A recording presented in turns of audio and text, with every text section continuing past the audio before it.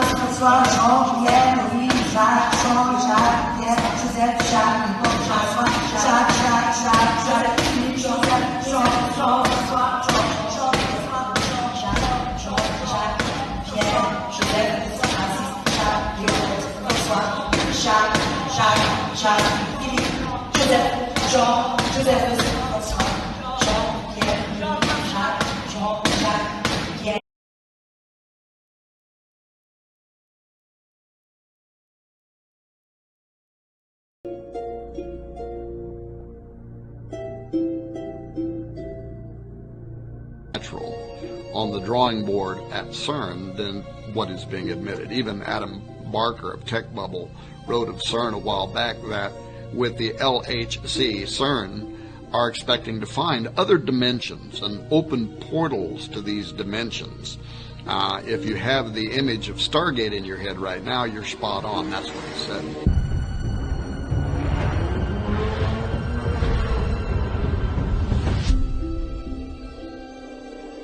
And then he went on to draw parallels to the biblical story of Jacob's ladder. Perhaps you remember the dream that says, "Behold, there was a ladder set up on the earth, and the top of it reached to heaven. And behold, the angels of God were ascending and descending on it." Then Jacob wakes up from his sleep and he says, "Surely the Lord is in this place, and I did not know it." And he was afraid. And he says, "How awesome is this place? This is none other than the house of God, and this is the gate of heaven," Genesis 28. Now this ladder, described in the first book of the Bible, describes something like a portal from heaven to earth through which God's angels, interdimensional and spiritual beings from another reality, were traveling. When Jacob wakes up, he refers to the location as a gate, much like today's trendy terms gateway or Stargate. One of CERN's goals is to recreate Jacob's ladder, according to Barker, and to reopen a portal. Now, Sergio Bertolucci, who is the official director for research and scientific computing at CERN, he was asked a while back about this extra-dimensional doorway by the Register, which is a London and New York operated science and technology journal. And he didn't hesitate with an enlightening response. He said, "Yes, out of this door might come something, or we might send something through it." Now, prophecy in numerous parts of the Bible refer to a coming day when portals will be opened and spiritual entities are going to pass through and come to the earth. Now, if that's true, and if those verses are accepted for their literal meaning and not written off as some kind of poetic allegory, as some scholars have claimed, then the idea of CERN playing with gateways is a major concern. This is Houston. Say again, please? And if, as CERN claims, they're only out to explore space, time, matter, particles, and the origin of our known universe and planets from exclusively a scientific or Darwinian-related perspective, if their agenda is unrelated to Bible prophecy entirely, then what is it with all this mystical symbolism that they knowingly are associating themselves with?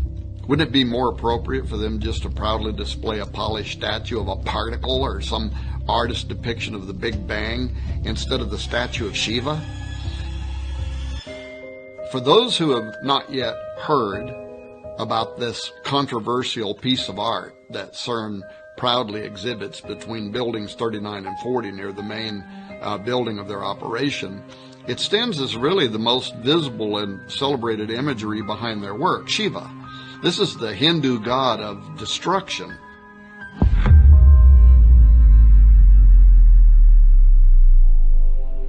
In 2004, the government of India, which has had a long-standing friendship with leaders behind the CERN project even before the completion of the Large Hadron Collider, they gifted CERN with this bronze work of an art depicting Shiva as Nataraja, the lord or sometimes king of the dance.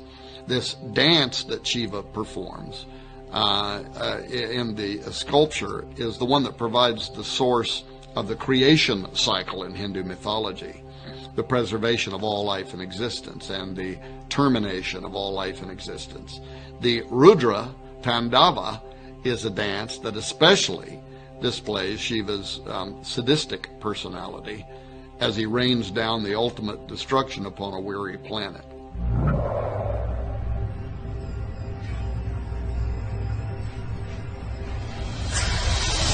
The plaque at the side beside the statue, however, reads in part, "Hundreds of years ago, Indian artists created visual images of dancing Shivas in a beautiful series of bronzes.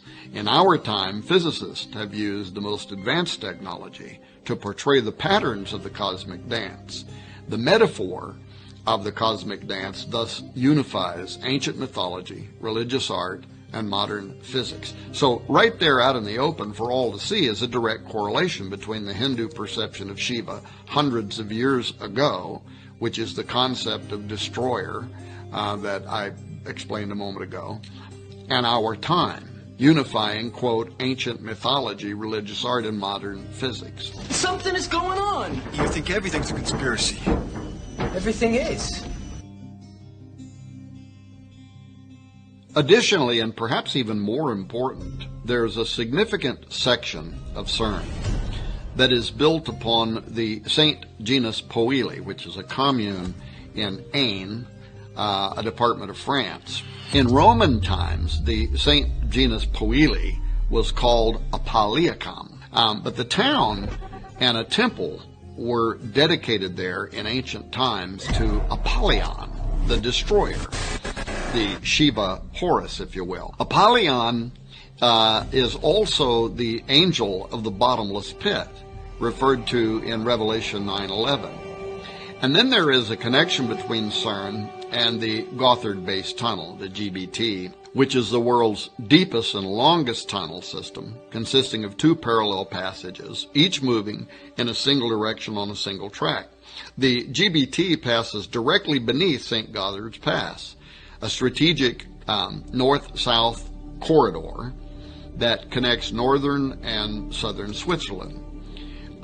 The connection to the Large Hadron Collider has to be made primarily because of the bizarre opening ceremony that was live streamed to the entire world on June 1, 2016, that included this highly occult, demonic dance with characterization, beginning with a call to unite the religions of the world by conducting an interfaith blessing of the tunnel beside a statue of St. Barbara, the patron saint of miners. Following the blessing at the statue of St. Barbara, the press, along with visiting dignitaries, also paid tribute to the 9 miners who had lost their lives during construction of the tunnel. Bodio's southern portal provided the visiting dignitaries a disturbing parade, really, of miners, erotic dancers, zombies, fallen angels, all of whom were obeying the call of what they called the shepherd, whose yodels invoked the appearance of the event's infernal master of ceremonies, a goat man, portrayed by a young and energetic dancing male. This creature is shown with a Baphomet headdress, a goat demon's head, if you will, and a goat body costume with a hairy pelt. And then it had a formal tuxedo over the top. The imagery was heavily evocative of the German and Bavarian Christmas demon known as Krampus. Now, according to tradition, Krampus accompanies St. Nicholas on his midwinter rounds with the intent to steal boys and girls, putting them into a basket carried on his back, or he may decide to beat them with branches for being naughty. Maurice Bruce published a book on pre-Christian Alpine traditions in 1958, and he had this to say about the half-goat, half-demon entity. There seems to be little doubt as to the true identity, for in no other form is the full regalia of the horned god of the witches so well preserved. The birch, apart from its phallic significance, may have a connection with the initiation rites of certain witch covens, rites which entailed binding and scourging as a form of mock death. The chains could have been introduced in a Christian attempt to bind the devil, but again, they could be a remnant of pagan initiation rites. Many show the goat man in formal dress and a tuxedo-style cutaway formal coat and trousers, but with his usual horned goat face and always with his tongue extended. Now, this tongue out pose seems to be popular with ancient gods, whether they're Mayan, Hindu, Babylonian, Egyptian, Greek, or even British. For some reason, the coat of arms from the Prince of Wales supports both a lion and a unicorn with their tongues extended, for instance. More than likely, this tongue position represents sex magic, fornicating with fallen angels. The ancient symbol of the horned god, referenced by Maureen Bruce in the quote that I made a moment ago, it allows us to connect our goat demon from the opening ceremony at the GBT to CERN. Despite the fact that the Large Hadron Collider sits 3 to 4 hours down a twisty road from the location, the horned god's circular logic and passion for human depravity, Hernunos, as is sometimes called, or Cernunnos, or the Green Man of British lore, simply had to make an appearance at this occult ceremony. Josh Peck and I and many other researchers have written extensively regarding the in-game plans for tunneling beneath the earth and smashing atoms to smithereens as nothing more than a thinly veiled attempt to open portals. But the opening ceremony at Gothard made it clear that these portals are intended to do something else, and that is to release demonic entities. The twin tunnels of the Gothard-based tunnel commence with twin portals on a single track. These northward and southward journeys symbolize the death, birth, death cycle of the Green Man, who dies in the fall and winter and rises in the spring, summer. The tunnel ceremony was all about sex rites and rebirth, leading to a new world order that's a complete reversal of the Judeo-Christian design.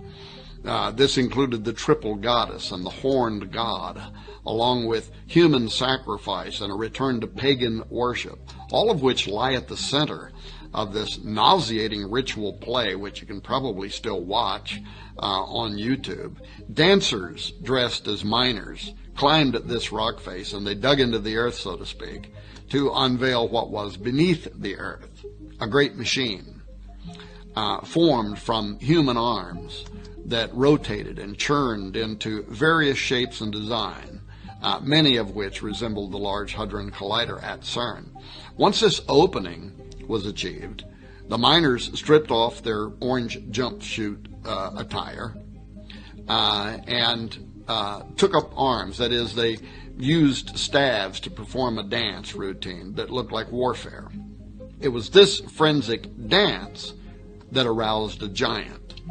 So clearly, the endeavor connected to CERN is far more than Switzerland's braggadocio about an engineering feat. The connection between CERN and ritualistic summoning of a sleeping giant, the horned god of Cernunnos, or even Melkart. Both are types of the rising, dying god, and Melkart slept for half the year, which may be why Elijah told the priests of Baal to call louder because he might be sleeping.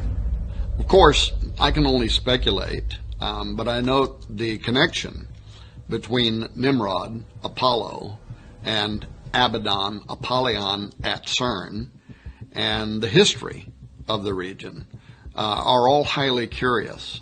Apollo was worshipped by the Romans of that area, as well as the Greeks and in central France. Apollo was equated with the Celtic god Atep Omerus.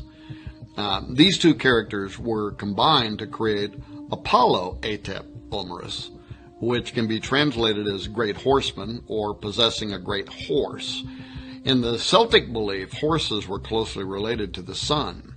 The interesting thing to note is the connection between this idea of Apollo being associated with horses in France, where part of the LHC and CERN resides, and what the book of Revelation states about Abaddon, where it says, "And the shapes of the locusts were like unto horses prepared unto battle, and on their heads were as it were crowns like gold, and their faces were as the faces of men, and they had a king over them, which is the angel of the bottomless pit, whose name in the Hebrew tongue is Abaddon, but in the Greek tongue hath his name Apollyon." End quote.